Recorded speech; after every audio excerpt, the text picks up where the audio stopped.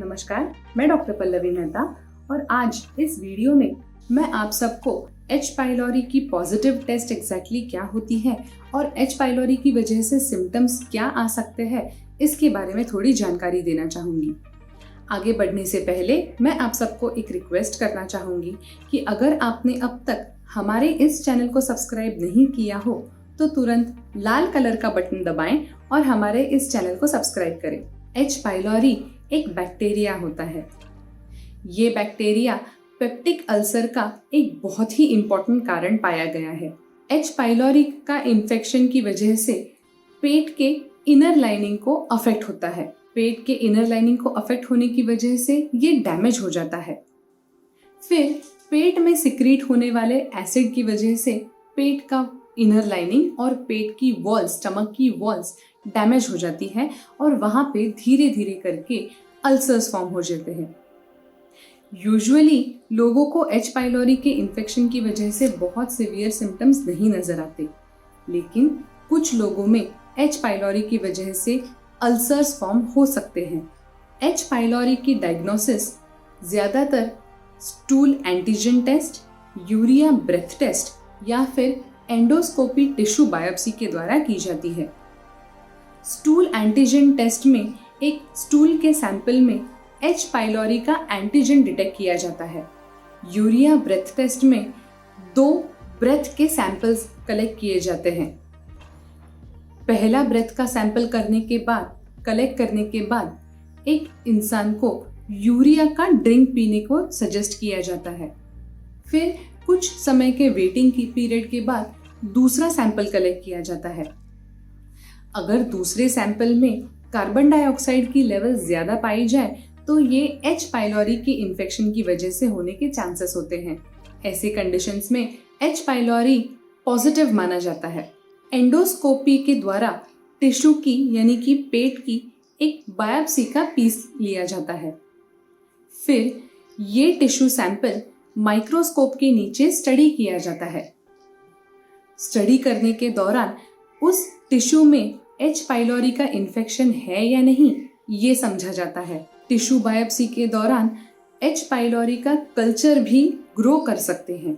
Usually पूरी treatment खत्म होने के 4 से 6 हफ्ते के बाद ये एच पाइलोरी की टेस्ट का सुझाव वापस से दिया जा सकता है, ये समझने के लिए कि ट्रीटमेंट सही से काम कर रहा है या नहीं, एच पाइलोरी का इन्फेक्शन चला गया है या नहीं।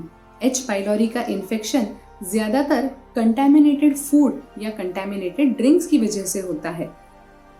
अगर कोई फूड ह्यूमन स्टूल्स से कंटैमिनेट हो गया हो तो ये एच पाइलोरी इन्फेक्शन ट्रांसमिट करने के लिए रिस्पॉन्सिबल होता है। लाइकवाइज अगर कोई ड्रिंक ह्यूमन स्टूल्स से कंटैमिनेटेड हो तो वो भी एच पाइलोरी इन्फेक्शन को ट्रांसमिट कर सकता है।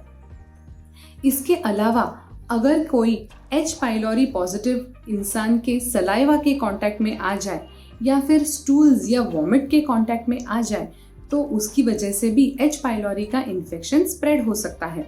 एच पाइलोरी के सिम्टम्स इनडाइजेशन के सिम्टम्स से बहुत मिलते जुलते होते हैं।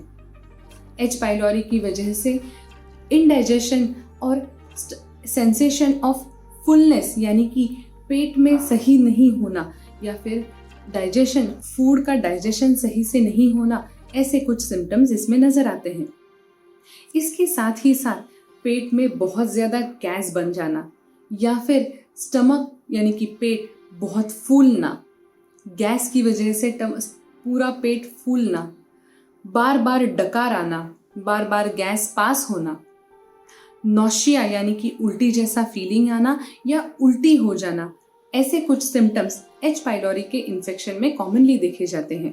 अगर ये सिम्टम्स ज्यादा देर तक प्रेजेंट हो तो एक इंसान का वजन घट सकता है।